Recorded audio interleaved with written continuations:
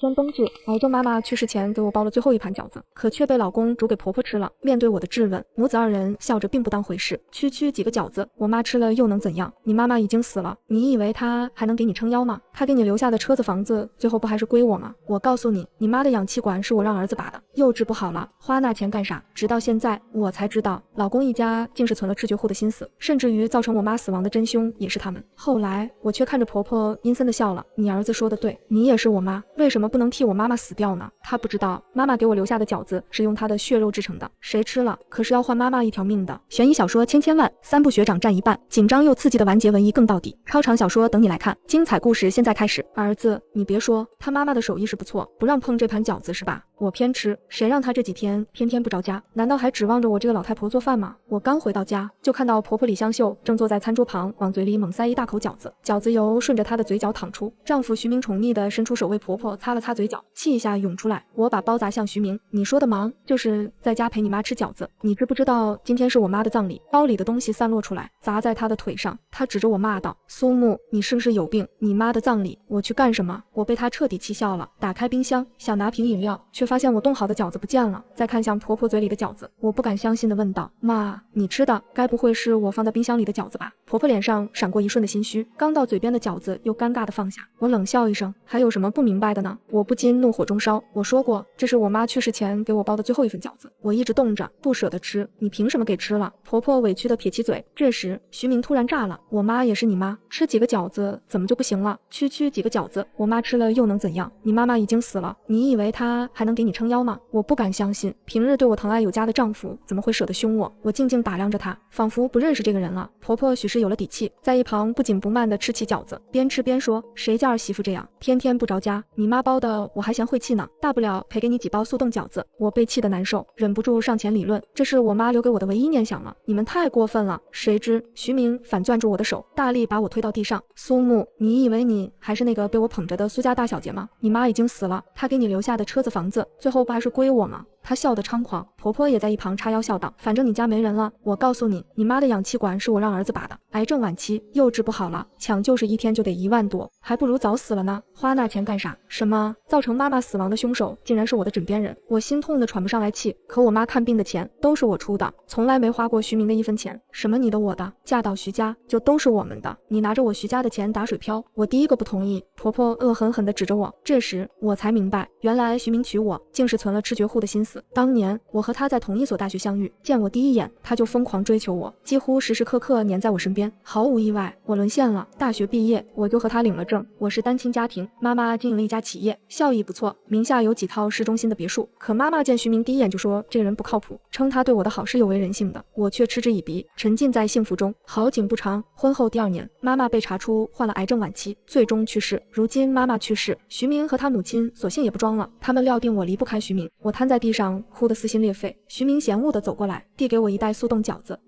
别哭了，赔你的。婆婆坐在一旁看笑话般，故意把盘子里的最后一个饺子填进嘴里，味道不错，就是放的时间久了，不新鲜了。下一秒，她从嘴里扯出一根头发丝，不禁骂道：你妈怪不讲究，饺子里竟然有头发。我面上异常愤怒，却盯着婆婆嘴角流出的油阴森森的笑了。你儿子说的对，你也是我妈，为什么不能替我妈妈死掉呢？亲爱的婆婆，还不知道吧？吃了我妈做的饺子可是要拿命换的，毕竟我妈做的饺子是以自己血肉为馅，以发为引，1周后她会在你的身体中滋生血肉，直至彻底取代你。我轻轻闭上眼睛，距离妈妈醒来还有7天。第2日一早，我和徐明正在睡觉，他搂着我睡得正香，估计梦中都是和他妈住进大别墅的情景。昨晚上徐明哭着给我道歉，称白天是他妈做的不对，让我不要和婆婆一般见识。他哭得情真意切，我当然是选择原谅他呀。我知道他早就给我买了一份人身意外险，和婆婆商量着让我出意外，好占了我妈留给我的好几套房产和公司份额。老公，我知道你都是为了我和婆婆能和谐相处，所以才假装骂我的。我靠在他怀里表现得十分听话，徐明乐得亲了我一大口。如今我半推半就假装不知情，安静等待着妈妈重新醒来的那天。徐明抱着我折腾了半夜，直到凌晨才沉沉睡去。儿啊，别睡了，从昨晚上我就一直不舒服，胃里难受，你赶紧带我去医院看看。婆婆猛地把我推到地上，一脸慈爱地喊醒徐明。我摔在地上，没忍住，哎呦了一声。婆婆爬上床，看到徐明的黑眼圈后，中气十足地指着我骂道：狐狸精，整天就是勾着我儿子，你看他昨天又没睡好。妈，不是的，我刚想解释，想了想，索性闭嘴。她反正也活不长了，何必多费口舌？徐明这时也被吵醒了，他揉了揉眼睛，婆婆立刻变了一副脸色，手捂在肚子上做难受状。儿啊，你妈快疼死了，都怪你媳妇。妈就从昨天吃完那一盘饺子开始，胃一直翻江倒海的难受。说完，她恶狠狠地剜了我一眼。徐明听后，急忙起床，领着婆婆去医院。他们母子二人走后，我慢悠悠地起床，准备起今天的午饭。等到了12点，徐明才领着婆婆回了家。一进门，他就忍不住抱怨：妈，我都说了，那个饺子放的时间长了，你不听，非得吃完，这下吃出问题来了吧？婆婆瑟缩着身子，一脸的虚弱样。我也没想到会这么严重啊。徐明把婆婆扶着送回屋后，我还听到她絮絮叨叨：妈，你胃里有好多没有被消化的肉，医生说这些肉已经开始腐蚀你的胃了，不过现在还不算严重，以后你可一定要注意饮食了。这时香气飘来，徐明跑到厨房问我做了什么好吃的，我随手用勺子从锅里舀了个饺子喂给他。老公，尝尝熟了吗？徐明被烫得龇牙咧嘴，却对我竖起大拇指。老婆，今天的饺子包得好吃，肉放的挺多呀。听到他的夸奖，我勾起唇角，盛出满满一盘饺子，让他务必吃完。看着徐明狼吞虎咽的模样，我试探性地端着饺子去问婆婆：妈，今天煮的饺子你还吃吗？下一秒，婆婆气得扔出一只血：你存心害我是不是？明知道我的胃就是被昨天那一盘饺子给弄坏的。我抹了把泪，回过头可怜兮兮地看向徐明：老婆，妈不吃，我吃。徐明接过我手中的饺子，大口大口地往嘴里塞。老公，你真好。我坐在一旁，幸福地看着他。徐明见我心情好，边吃边和我商量：老婆，妈刚去世，你心情也不好，要不这几天我请假，领你去外地散散心。我心中警铃大作，面上却不显，只能以工作忙为由推脱。他却怒了，砰的一声放下筷子。要不是看你这几天心情不好，你以为我闲得请假带你出去散心？见他生气了，我只能耐着性子哄他：老公，我错了，等婆婆身体好了，我们一家一起去国外玩一圈，我出钱。见我这般识趣，他点点头，继续吃面前的饺子。吃饱喝足后，他坐在沙发上剔牙，我则收拾起桌上脏污的碗筷。想起妈妈在世时从不舍得让我做一点家务，她说我生来就是自由的，不是为了成为任何人妻子的存在。可我却没有听她的话，不仅找了个吸血鬼老公，还害死了妈妈。苏木，你今天做的饺子怎么那么多头发呀？我都从牙缝里剔出来3根了，以后你再不细心，小心我翻脸。徐明在沙发上叫嚣着。妈妈去世后，他真是一点都不装了，也难怪，在他看来，只需要一场意外，我就会从这个世界上消失，他就可以名正言顺地接手我名下的房产和公司份额。我低眉顺眼的连连点头，收拾碗筷进了厨房，看着水池中的一沓头发，我毫不犹豫摁下冲水键。第3天，婆婆看样子像是好了，她精神抖擞地收拾着东西，不停地给亲戚打电话炫耀，她婶子，对，我要出国了，什么靠媳妇，她能嫁给我儿子，说明我儿子有本事。妹妹，我儿子过几天要带我去国外玩，你有没有什么要让我帮你带的呀？过不了几天，他名下的房子都是我儿子的。见我做饭的手一顿，回过头疑惑地望着他。婆婆急忙捂着听筒，小声说了几句，随后挂断了电话。她跑到我身边，疯狂找补着：儿媳妇，你别多心，我和小姐妹说着玩的。妈，我知道你今天想吃什么。我表现得完全不在意，反而一脸恭敬地问道：你问我干什么？问你男人啊，你又不上班，全靠着我儿子养，这个家不管做什么，你都要遵循他的意见。她放下心来，傲慢地翻了个白眼，去找徐明了。我安静地摘菜，心里默默倒数着3、2、1啊！婆婆直挺挺地晕倒在房间内。妈，你怎么了？原本还睡得正香的徐明立刻从床上跳起来。我拍了拍手，快步跑向婆婆晕倒的地方。她刚一进门，徐明就发狠地打了我一巴掌。他拽着我看向地上的婆婆，我妈这是怎么了？一大早你都没发现，只看了一眼，我就捂住嘴巴，被吓了一跳。地上的婆婆嘴唇乌青，肚子鼓得老高，皮肤都被撑得要裂开。我扑上去，着急地抱住她。妈，你这是怎么了？刚才打电话时还好好的呀。我直掉眼泪，哭得十分伤心。徐明一把推开我，别哭了，我叫了救护车，一天天的，不知道要你有什么用。等把婆婆送到医院，徐明才稍微放心了些。他抓住医生，医生一定要给我妈用最好的药，不要替我们省钱。我媳妇她有钱。徐明指着我喊道。我苦笑一下，我妈妈住进抢救室就是浪费钱，给婆婆看病就不怕浪费钱了。这一家人实在是让我感到恶心。不过婆婆的身体此刻确实不能出事，我也叮嘱医生一定要给婆婆最好的治疗，不要顾虑医药费，多贵我都出。检查室外，徐明勉强对我有了好脸。刚才那番话就对了，你嫁给了我，我妈就是你妈，给自己妈花钱千万不能顾虑钱。我内心无语，却还是装出恭敬的样子，一脸郑重的点了点头。大约过了1个小时，医生出来了，他让我们放心，我们看了，病人身体没什么大问题，只是肚子里有好多毛发堵在了胃里，造成腹部肿胀。我们已经安排了微创手术，把毛发取出来了。徐明对着医生千恩万谢，拽着我往病房走去。我只觉得天旋地转，换命之术是要有引子的。如今医生把婆婆身体中的头发全取出来了，这可怎么办？到了病房后，徐明看着婆婆憔悴的样子，趴在她身上痛哭，哭诉自己粗心，让她受了罪。婆婆费力睁开眼睛，小声安慰着徐明：儿啊，不怪你，要怪就怪你媳妇，天天什么活不干，也看不出自己婆婆身体出问题了。徐明回过头，恶狠狠地警告我，回家再找你算账。我嘴角抽了抽，你妈的身体，你不上心，反而埋怨我。婆婆抬头观察了下周围，随后露出嫌弃的表情，因为来得突然，好的病房已经没有了。她此时住的是8人间，病房有些吵闹，病人和家属挤在一起，显得十分局促。见婆婆皱了眉，徐明立刻冲着我没好气地吼道：还不快想想办法，给我妈换个病房，这种地方怎么住啊？乌烟瘴气的，熏死人了。我被凶得大气不敢喘，胡乱应了声，就跑出去给在医院上班的朋友打电话。等朋友替我找好一间单人病房后，我高兴地跑回去，准备告诉徐明这个好消息。病房外却看到婆婆床前围着几个人，其中一个男人留着长胡子，他手快速掐算着，看了看婆婆的面相，突然大喊一句：不好，你被人实施了以实换命之法，这种法术十分阴险，不出1星期你就会被夺取身体，失去意识。听到这，婆婆明显的不相信，示意让徐明赶走她。儿子，让他走，我身体好着呢，医生都说没事了，想骗钱你可找错人了。徐明却若有所思，他问道：大师可有破解之法？男人自信点头，对着徐明耳语了几句。我暗道不好，想冲过来打消徐明的疑虑，却被徐明眸中的寒光吓退了脚步。下午婆婆转入单人病房后，我不止一次提出要照顾婆婆，均被徐明拒绝了。他抱着我哄道：老婆，最近一段时间你太累了，赶紧回家休息吧，我来照顾妈就好了，过几天我带你外出旅游。我刚想说自己不累，就被徐明赶到了房外。你先回去吧，这几天不要来了。他留下一句冷冰冰的话，就关上了门。无奈我回了家，睡意袭来，我沉沉睡去。突然我被一阵细微的声音吵醒，客厅中传来走动的声音，婆婆和徐明都在医院。这个时候谁会来我家？我壮着胆子慢慢推开门，留下个细缝，却看到徐明正蹑手蹑脚地走进我妈生前居住过的那个房间。我们现在住的房子是我妈给买的，和徐明结婚后，妈妈不放心我，一直和我们住一起。婆婆是1个月前才住进来的，当时我忙着照顾妈妈，徐明就自作主张把婆婆接来了。这个时间徐明不在医院照顾婆婆，跑回家去我妈的房间干什么？我刚想准备跟上去看看，就看到徐明手里提着个大包走出来了。他紧张地看了一眼，确认我没有发现，才把包里的东西掏出来，一一摆放在地上。他边拿边对着手中的一张纸确认：衣服、内衣、鞋、牙刷、梳子、药，齐了。他把东西重新放回包里后，咧着嘴出门了。我坐在地上后背发凉，徐明包里装的全是我妈生前的东西，甚至连常吃的药都带走了。他到底要做什么？我简单收拾了一下，急忙赶去医院。为了避免打草惊蛇，我扮成清洁工，拿着拖把在走廊里拖地，时不时地瞄向婆婆住的病房。徐明神色匆匆，他打开包里的东西递给上午的那个男人检查。苏大师，我已经按照你的单子把我丈母娘平时用的东西都带来了。苏大师一一看过，露出满意的神色。很好，这些足够了。说完，他递了个眼神，徐明拿出包里的衣服就要给婆婆换上。婆婆十分抗拒，这是谁的衣服？我不穿。徐明急了，立刻捂住婆婆的嘴，嘘声道：妈，从现在起衣服得穿，日常的生活用品都要用这个包里的，知道吗？婆婆一脸的不情愿，刚想张口大骂，却被徐明接下来的话吓得大气不敢出。妈，实话告诉你吧，前几天你吃的我丈母娘生前包的饺子有问题，那盘饺子被苏木用了换命之术，如果你不按苏大师说的做，不出7天，你就会被我丈母娘夺取身体，再也醒不过来了。婆婆吓得一愣一愣的，却不敢再有动作了。她任由徐明为她穿上我妈的贴身衣物，又用梳子为婆婆梳了头，甚至还为婆婆吃了几颗我妈常吃的维生素。一切弄完后，徐明长舒一口气，期待地看向苏大师：大师，这样就可以了吧？苏大师捋了捋胡子，手指掐算着，一会他点点头，嘱咐道：切记，未来几天内一定要严格按照死者生前的生活习惯去作息，尽量模仿死者的一举一动，这样你母亲体内的血肉会误以为还在原先的身体中，从而无法完成换命之术。徐明推了推婆婆，婆婆面如土色的点点头，她害怕的大哭：你媳妇真狠啊，我不过是吃了几盘饺子，她竟然想要我的命。徐明眸中闪过一丝狠厉，他安抚婆婆躺下，接着询问苏大师之后该怎么做。苏大师给他几张黄符，你母亲吃下饺子后的第7天，你把你丈母娘的物品和这几张符纸一起烧掉，黄符镇魂，可让它灰飞烟灭，你母亲自然会安然无恙。窗外看着徐明收好苏大师给他的符纸，我彻底绝望。妈妈怎么办？你好像永远醒不过来了。第4天，趁着徐明去买早饭的功夫，我带着一个保温盒找到了婆婆。见到她时，她正在不情不愿地跟着电视中的人做操。婆婆生性懒惰，在家时能躺着就不坐着。我妈则和她相反，每天早起后都会跟着电视中的人做操锻炼身体。妈，你怎么做起操了？你不是最烦这些了吗？我有些好奇地问道，把手中的保温盒放在桌子上。她被我吓了一跳，差点摔倒。我把她扶到椅子上，她害怕地叫个不停，不住地后退。几分钟后，她才勉强控制住了自己。我装作不知情般，担忧地问道：妈，你怎么了？他摆摆手，让我站在那不要动，随后扯出个僵硬的嘴角。儿媳妇，你怎么来了？徐明不是让你在家好好休息吗？我愧疚地把饭盒打开，舀出一小碗燕窝递给婆婆。妈，你住院了，我这当儿媳妇的不来伺候，心里不安啊。这是我专门炖的燕窝，你趁热吃了吧。婆婆虽然对我很戒备，听到燕窝后却不由自主咽了咽口水。她虽然摇头称自己不吃，却不住地偷瞄。我笑了笑，婆婆这个人最是喜欢享受。她来我家后，没少偷我妈昂贵的保健品吃。她认为贵的东西一定是好的。后来徐明严厉警告了她，说我妈是有病才吃那些保健品，她又没病，瞎吃什么？婆婆这才悻悻做了罢。我把燕窝往她跟前送了送，讨好的笑了。妈，这燕窝可是好东西，是上好的补品，你现在身体正虚弱呢，最适合吃了。我可花了大价钱买的，你不吃可就浪费了。伴随着我的循循善诱，婆婆眉头松动了，她眼睛精明地转来转去，嘴里念叨着她妈生前也吃各种好东西，吃点燕窝没事的。她接过我递过去的燕窝，放在嘴边轻轻吹着，我大喜，期待着她一口气吃光。我妈对燕窝过敏，她生前从未吃过。如果婆婆今天吃下这一碗燕窝，苏大师给的破解之法会不会失效？妈，趁热吃吧，凉了就没效果了。见婆婆一直吹气，我忍不住催促道：好。婆婆含糊的答应，往嘴里灌了一大口，可还没等到咽下，徐明突然冲过来一下拍在她的背上，婆婆把口中的燕窝竟全咳了出来。徐明跑得急，他冲进来的时候碰到了桌子，保温盒里的燕窝全洒了，滴滴答答全流到了我的腿上。妈，我不是说了吗，让你不要吃旁人的东西，你怎么就不听呢？徐明大声抱怨道。感受到他对我的敌意，我伤心地抹了抹眼泪，像个受气的小媳妇，委屈地站在一旁。这时有路过的护士替我打抱不平，你这个人，你媳妇好心给你妈煮燕窝，不领情就算了，你还凶她，你看你媳妇腿上都是燕窝。见越来越多的人看过来，想起苏大师叮嘱的破解之术需要安静的环境，他点头哈腰地把护士送出去，然后低眉顺眼地向我道歉，老婆对不起，妈生病，我太着急了，等会我重新给妈煮燕窝，我先送你回家。他开车送我回家，我也不敢贸然再行动，只能任由他把我送回家。之后的几天，我尝试各种各样的方法，试图接近婆婆，可徐明找了陪护，24小时照顾婆婆，他则守在婆婆病房前，谁都不让进去。无奈我只能歇了心思，一晃就到了第7天。想起苏大师说的，今天徐明烧了妈妈的东西后，妈妈就绝无生还的可能了。我决定无论如何也要接近婆婆。可一大早，我想开门时，却发现徐明从外面反锁了。我用力想打开，却只是把自己手弄得全是血印。我崩溃的砸门，却也无济于事。我绝望地坐下，流下2行泪水。妈妈再也回不来了。或许不久后，我也会因为一场意外丧命吧。中午，门突然打开了，徐明把我的行李放进行李箱，粗鲁地拽着我离开家，把我塞进车里。他在高速上疾驰，经过隧道时，车速一度飙到了180迈，我不得不紧紧拽住扶手，才勉强可以坐稳。徐明，你疯了？你知道自己在做什么吗？我大声吼道。徐明嘴角勾起一抹诡异的笑，我当然知道了，我要制造一场意外。车辆经过隧道时突然失控，撞向隧道一侧的墙面，驾驶位的丈夫受了轻伤，副驾驶的妻子当场殒命。徐明，你混蛋，我就知道你娶我只是为了我家的财产。我眼睛通红，用鞋狠狠踹向他，他灵活一闪，接着开车。你是什么好人吗？你要用我妈的命换你妈的命，你妈都死了还不消停，那也是被我发现了。你半年前为我买了一份人身意外险，受益者是你，别以为我不知道你和你妈打的如意算盘，拔了我妈妈的氧气管，再让我死于意外，你就可以顺理成章的继承我名下的房产和公司份额。我顾不上安全，疯狂去摇方向盘，抱着同归于尽的心态，他却猛踩刹车，一个急刹，车辆失控，撞向一旁的墙面。紧急关头，他猛地调转方向，确保副驾驶可以牢牢撞上去。砰地一声，车辆侧边撞得粉碎。我坐在副驾驶位置，头破血流，想逃出去，却发现车门被紧紧挡住，根本打不开。徐明看着奄奄一息的我，高兴极了。苏木，想不到吧？你妈打拼了一辈子的财富，全都是我的了！混蛋混蛋！我意识逐渐模糊，只能小声咒骂他。快